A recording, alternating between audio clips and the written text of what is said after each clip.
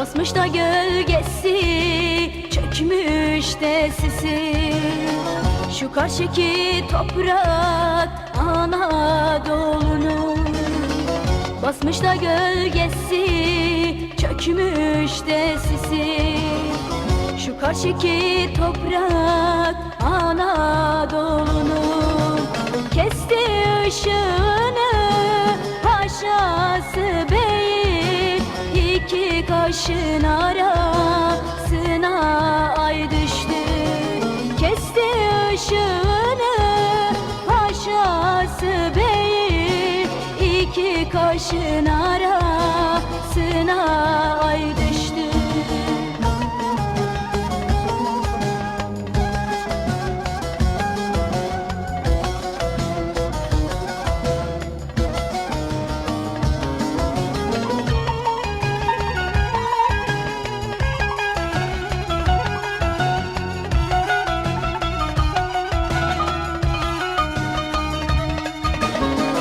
Ağlasın mı Şahin gibi konmasın, dostları ardına varır sanmasın.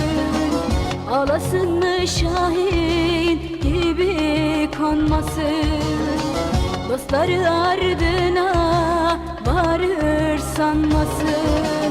Yol olmuştur her yiğidin yanması, sana bu ateşten çokça pay düştü.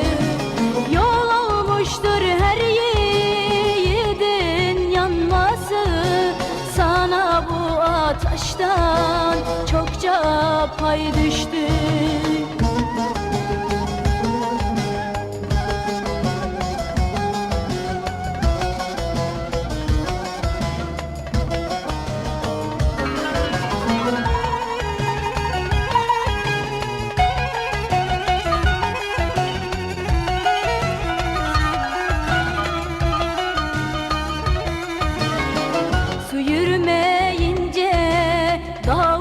Uçmayınca sevdiği şiirini sarabilmezdi.